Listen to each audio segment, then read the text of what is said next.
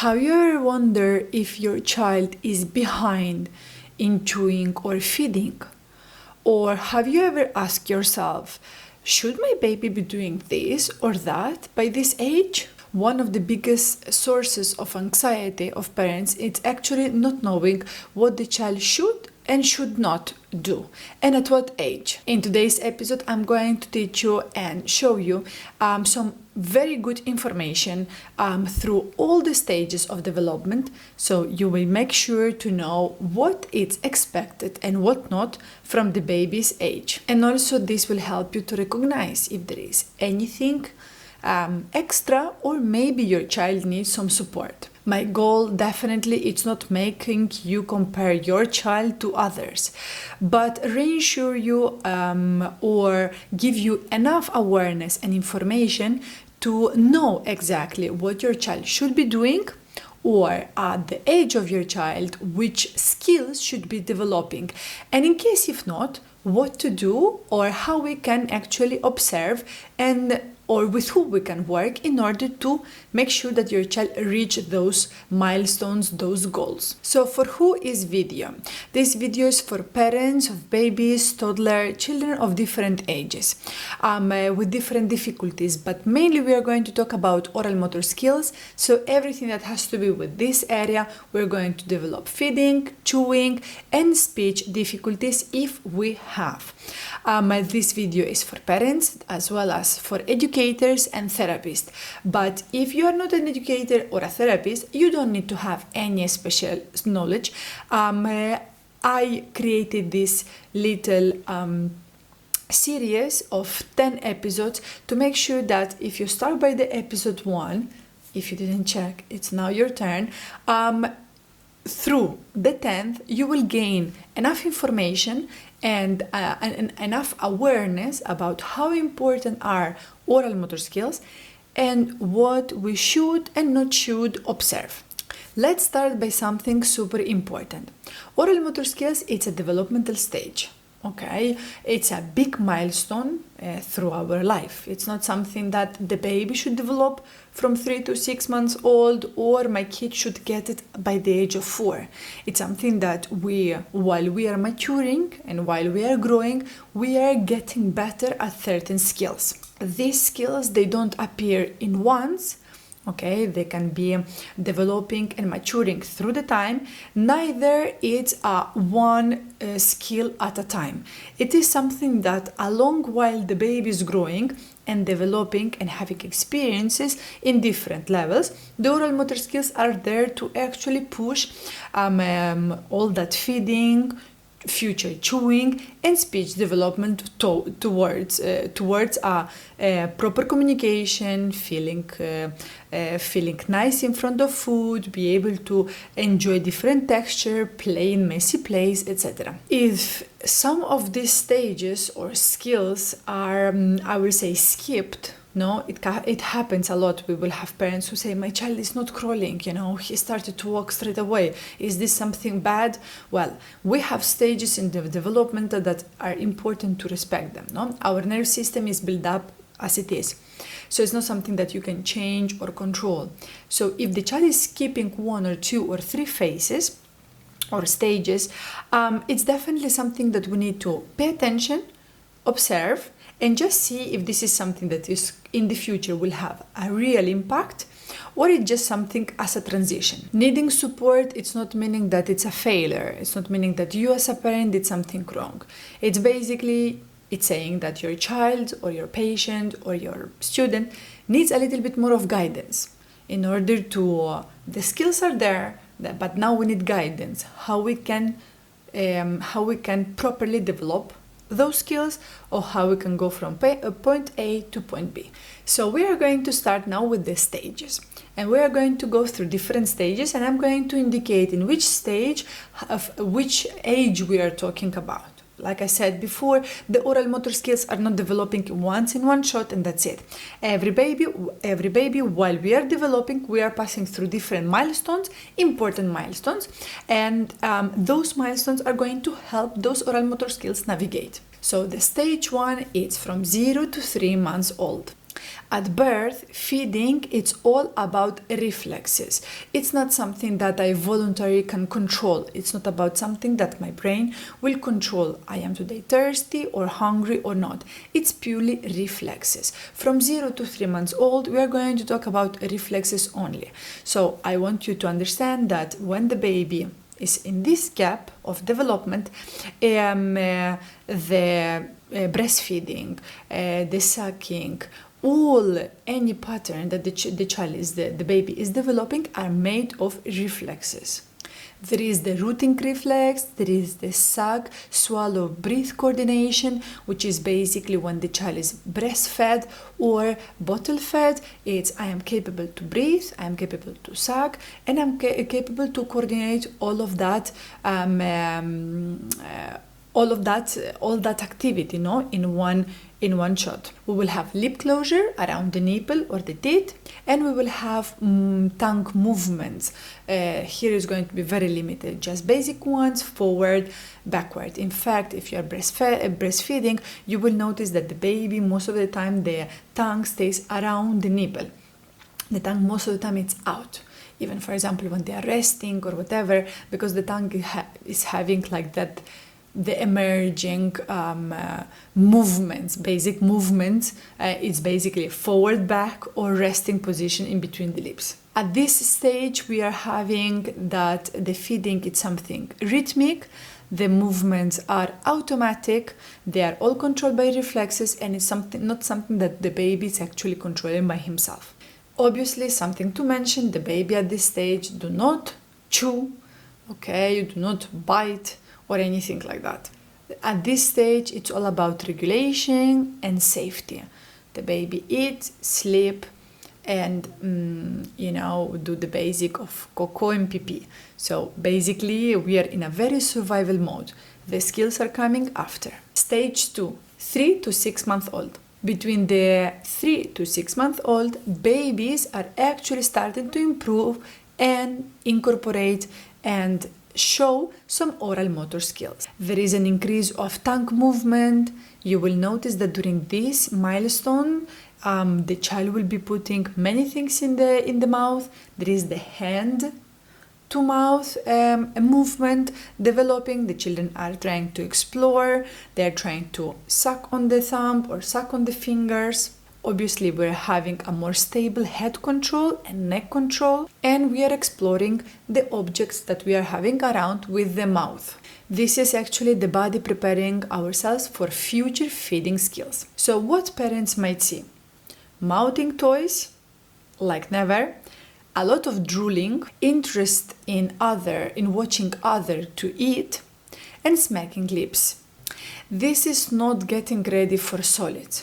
It is purely preparation for oral motor development. Stage 3, 6 to 9 month old. If there is any momentum of development that we should start not to worry, but actually be a little bit more interested in incorporating feeding, is this stage. A super important milestone that will happen in this stage, 6 to 9 months old, is the munching.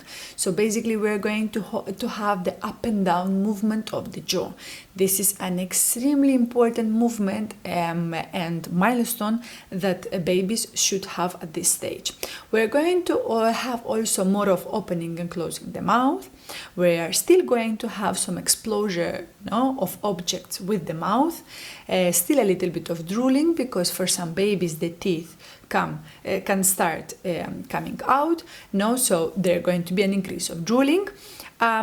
Still we are going to put not just object but also hands or sucking on the fingers of the mouth. We are going to be opening the mouth towards the spoon. So if we start doing some spoon feeding, we're going to have the mouth open to receive the food. At the same time that the child, when you will put the spoon, the child will close the mouth on the spoon to grab the food. Obviously, at this stage, the children are not learning how to chew. The up and down movement of the jaw is that first important step to actually develop what we know in the future, chewing.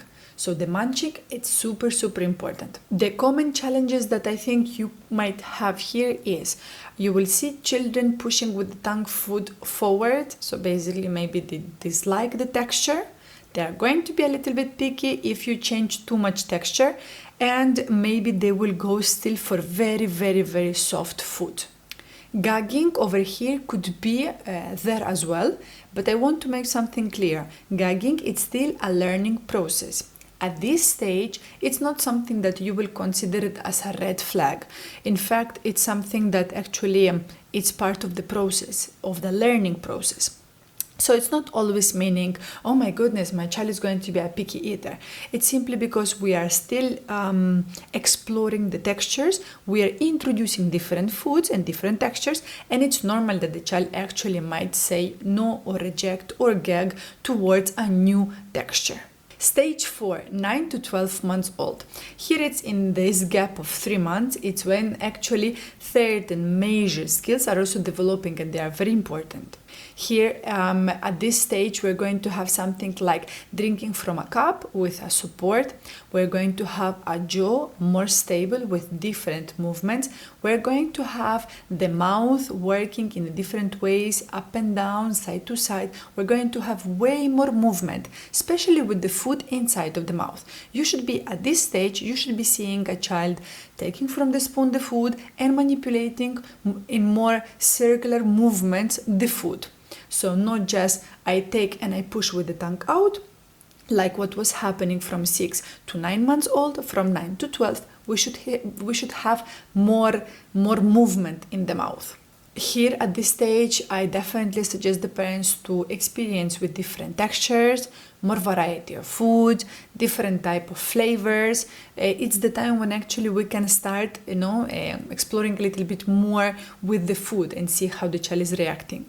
Common red flags: swallowing without chewing or without any type of movement. So basically you see that you put the food inside of the mouth and the child just swallow. Food staying in the cheeks. You are giving the spoon and you feel that the food is there for a couple of minutes. Gagging, but on most of the textures. So here it's not like you try to say banana because you switch from a pear or from a mango. It's because every time that you are trying with the food or with different textures, the child is gagging. Refusing finger food, meaning piece of a bread, maybe some homemade chicken nuggets, or anything that you are doing at home, or maybe patties or whatever, and you feel that the child is actually not interested in touching them. This might not indicate that your child is having something, or we are facing a future diagnosis. It's mainly a little information that maybe your child needs, that his or her oral motor skills need support. A little bit of orientation of, okay, maybe we can do certain activities to improve the skills. And the last stage, the stage 5, it's from 12 to 24 months old. Here is where our oral motor skills will reach the top. We should be developed in all the areas that I'm going to mention, and we should have the following skills. Definitely we're going to have a better jaw stability, we're going to have a tongue way more flexible, we should have lips closed, not mouth open, not so much of drooling. Actually, whenever there is food inside of the mouth, the food shouldn't fall apart. You should see a child who is actually chewing, who is actually trying to bite the food, who is actually having little bites as well, especially for the teeth development. Children at this age should be tolerating different textures, should be tolerate also different type of veggies and fruit, cooked or semi-cooked, no, definitely not so much raw, and like I said, there is a good jaw stability and good functionality of the mouth. The concern for me, it will be or a red flag, it will be that the child is still eating solids, like everything is super pureed, and we are very much picky about maybe small pieces in the food.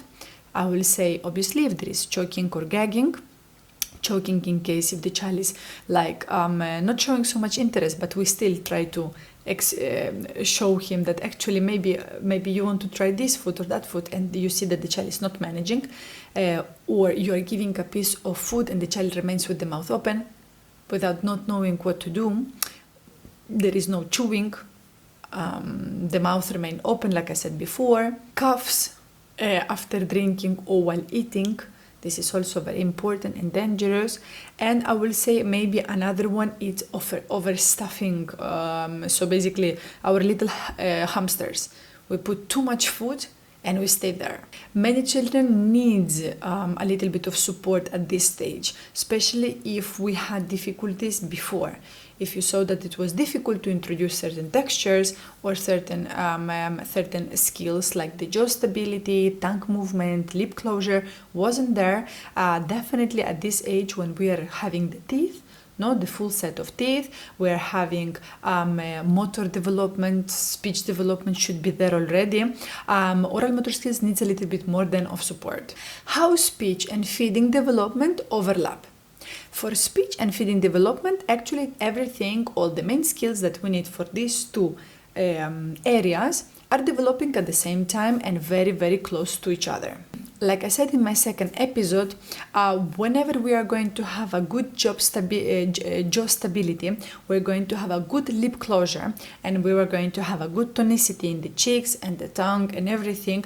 The clarity of the speech will start improving. The child will be able to say papa, baba, mama. We're going to be able to lift the tongue to say la la, da da, na na. You will have maybe some kaga, gaga, sa sa, sha sha, because more we are actually developing all the area of muscles and movement in a coordinated way, the speech will be developing accordingly. So if the child is masticating, if the child is chewing, manipulating, swallowing the saliva properly, drinking from a straw, working on the muscles, trying to bite, trying to move the foot side to side, you are at the same time preparing the mouth for the speech. If the feeding skills are delayed, speech might be delayed as well.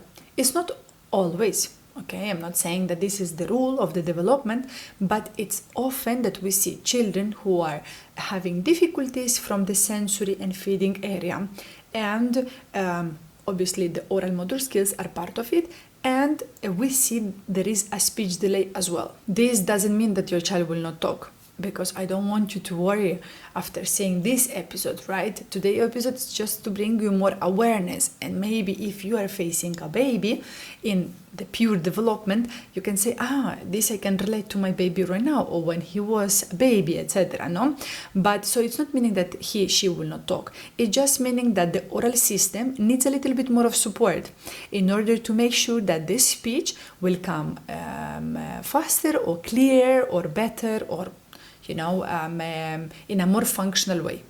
So gentle exercises that I'm going to suggest you to do at home. These exercises are not to force the development. We are not going to say, okay, we are not doing this, let's go, let's push it, we have to do it. It is actually to help to push the natural way, how we could develop naturally. Okay, so the brain and the nerve system feels enough supported with enough resources in order to continue developing naturally. So the first activity is sensory oral exposure. Definitely this is referring more to babies, but I will definitely suggest you that we work with teethers, we work with toys that are safe enough for the child to put in the mouth and for the child to actually lick on them, mouth on them, try to bite or whatever, try to grabs them and maybe suck on them, etc. So try to look for teethers and toys that are safe for babies, that are safe for this age, where actually the child is literally putting every single thing that they see in the floor or not in the floor. Because then the brain, the nerve system is looking for this information. Now, if you tell me, listen, but my child never put things in the mouth, or very rarely, it's not meaning that it's something wrong. But definitely, this is not how the milestones should be developed. So it's not meaning that it's something wrong or it's a red flag, but it's just part of the milestones. It's the same like crawling. Not because you skip crawling, it's mean that you will not walk. Most of the time children walk, but nerve system somehow decided or found another way to skip this stage. So we just have to observe and see how this if might have or not an impact in the future, and that's all. Like I said, most of the time what I do as a therapist, it's besides getting knowledge and obviously put on practice everything that I'm doing, I also observe a lot, and I ask the parents to observe. Observation is the key. Spoon and lip closure practice. Now, if your child is not doing the lip closure around the spoon, and you're in the stage where you would like to introduce some spoon feeding, or your child is old enough but you still do the exercise, the practice of putting the spoon, and the child doesn't close the lips around the spoon, definitely I will suggest you that whenever you are feeding or you would like to practice a little bit lip closure, don't just put the spoon and try to manipulate that the food is falling. Try to bring the spoon slowly to the mouth and wait for the child to actually clean the spoon with the lips. Even if it's a little bit, even if you see him doing the tiny movement, anything, it's good. The idea is that a nerve system needs to put itself in work in order to realize that we need to work on this movement. Key points: never rush and one step at a time. Today the child refused the spoon, no problem, we'll try tomorrow. Most important, we can do different, the typical and the most famous, the airplane. We can do spoon feeding mama, now you, now papa, now you, etc. Whatever, it's good. You can use the mirror. In the past episodes we talk a lot about the mirror. You can also use it. Anything, it's okay, but try to let a little bit of tiny frame of time to see how the child is reacting. If the child actually try to clean that spoon, take the food from the spoon, etc. Chewing support. So here, in order that you tell me, no, but my problem it's actually not with the soft food, not with the spoon, but about chewing. Like I said in the previous episode, try to offer foods that are easily to chew. And if they are not easy to chew, that they are soft enough for the child to not to refuse the chewable toys, the chewy tubes, etc.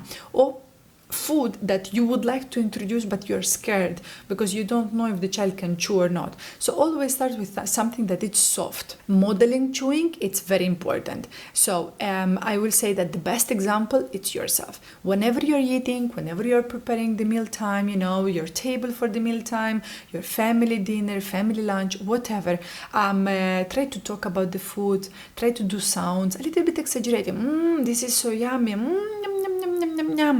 Mama, papa. Kids love to imitate, they love to feed others, etc. All these small activities will help encourage them to imitate you. If you're chewing with the mouth closed, the child doesn't know what is happening, and many times I do feel that they think that we do magic. The papa is putting the food inside of the mouth and suddenly there is no food. The child doesn't know what is happening inside of the mouth. So I'm not telling you to obviously stay all the foods, dinners with the mouth open and chewing, but definitely if our priority is to improve chewing, I will do a little bit of role play, a little bit of modeling, about what is chewing actually. How do we chew? Cup and straw introduction. If your child doesn't drink from the cup and doesn't know how to manipulate a straw, I will definitely start with an open cup and slowly, gradually introduce the straw to see how the child improves. We need to build up the lip control and tongue control. So lip closure and tongue control. What I need to do once the straw is inside of my mouth. And now if you followed my other videos, there is a video of Z-Vibe from Arc Therapeutics. It's a brand. They do this super cool, not cups, but they are bottles with a straw. Basically, that I think it's the Teddy's bottles or something like that. You press the Teddy from the tummy, and the water comes out. So the child doesn't really need to suck. Eventually, what is happening that every time that you are pressing, the child is actually getting the water, and the brain is stimulated like, okay, so if I'm doing the movement, if I close my lips around the straw, there is something, suddenly water coming. And we had a lot of successful stories with this particular bottle. But besides this bottle, there are also other plenty things that we can be doing. We can be reinforcing the lips first with blowing skills before to introduce straw. Definitely, it's something that if you're having a speech therapist or an occupational therapist by your side, definitely try to see to monitor what is best and which one we should start first. So, what not to do? I would like to talk about some common mistakes that sometimes educators, therapists, and parents do, because obviously we are so much into this. I want you to eat, I want you to chew, or I would like you to talk, which is completely understandable and normal.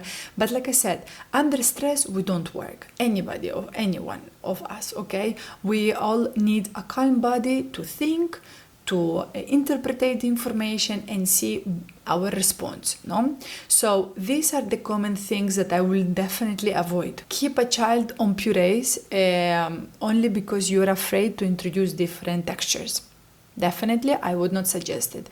You feel that you are afraid, then seek for support. There are feeding specialists, speech therapists, like I said before, occupational therapist specialists in feeding, or oral motor skills who can help you and guide you exactly which texture you should work with, how, etc., etc. But definitely, if it's something that it's a sensitive topic to you, try to not to work at home, because at the end of the end, you are stressed, the child is stressed, and the activity is not going well. Force food inside of the mouth. This is something that I will definitely suggest not to do at home. Force different textures, like, okay, today we are going to try wet, tomorrow we are going to try dry, the next day we are going to go for a foam or a sand, or slowly. We expose different texture to the mouth, we can expose different texture to the tactile as well process, no, with our hands. You don't have to rush, not because you introduce the banana, today the child says no, tomorrow we don't have to, we have to go for another fruit. We can try banana 3-4 times in a week and see eventually if the child gets used to it. You have to understand that in order for us to accept food, we have to try many different times, especially when we are talking about baby stages, no? When we are talking about the first months of life. And the last one, and I know that maybe I will have some enemies over here, is distract your child with TV, tablets, phone, screen time. I know that many things, many therapists are talking about different things, no, and it's nothing, I will say, it's not like something wrong. But I want you always to think about what is your main goal. Your main goal is that your child just eats without even seeing what he is or she is eating, or your main object aim is to actually make sure that your child is enjoying the food, that your child can express, can maybe describe, can maybe show you that no, maybe this texture he doesn't like, but he prefers this, no? All of these things are extremely important. But if my kid is in front of the TV, with the mouth open, and I am just spoon feeding, it's the same like not eating different texture. For me, it's the same. It's not mealtime. It's not productive. I don't know which type of information we are getting out of it. I am talking about children who are seeking for support. We are talking about kids who are in need of help. I'm not talking about children completely functional and trying to educate how you should educate your kid. Totally, don't take me wrong in this aspect. I'm talking about a child is need help in oral development, in feeding development, in speech development. Definitely, I would suggest you to limit the screen time. I understand that sometimes it is convenient and maybe it can help because the child is actually not paying attention on the texture, but paying attention on the screen. But you want him to accept the food how it is. And if there is a struggle, you want to know that there is a struggle. You don't want to think that, oh, look, the child is eating, but is he eating because he is capable to chew? Or is he just swallowing the food fast because he wants to continue watching what there is in the TV? These are always questions that I ask the parents to observe, and a lot. When to seek extra support. Trust your instincts. I know that sometimes it's a little bit different, but you as parent, I'm pretty sure that you know that something maybe didn't go the right way, or it's not going the right way. You feel that the mealtime are a struggle, maybe the oral motor skills are not developing properly, maybe there are different issues, etc. In this case, you have therapist professionals that can definitely help you, especially if we're talking about children who are in distress with gagging, experiencing choking, coughing, constant crying, and maybe children who are constantly or pushing the food away, pushing you, getting angry, in distress towards the texture, towards the food. In these moments, early support can make a huge difference. So let's summarize it, what we learned in this episode of today. I want to make sure that you went through all milestone stages. So I want to make sure that you know that the oral motor skills, it's not something that comes in one shot, in one group. It's something that while the baby is developing, the oral motor skills, the feeding skills, and the speech are developing as well. All these skills. So we are having babies from 0 to 3, 3 to 6, 6 to 12, and 12 to 24. Up to 24, meaning 2 years old, the child should drink from a straw, should have all the oral skills developed. We shouldn't have any gagging or choking. We should be feeling nice and functional in front of the food and different textures. We can have preferences, I don't say no, but they should be only that, preferences, not going to the level of picky eaters, not to the level of I avoid this type of sort of group of foods, or I am not going even to touch it. If your child is up to 24 months old and still on purées, definitely I suggest you to seek help. If you see that your child is having poor muscle tone, no jaw stability, or no chewing is developed, so all of these are extremely important points. So oral motor skills are developing through the stages. Feeding and speech are overlapping, because at the same time that we are learning how to eat, we are learning how to position our tongue, our lips, our cheeks, etc., in order for us to start producing sounds.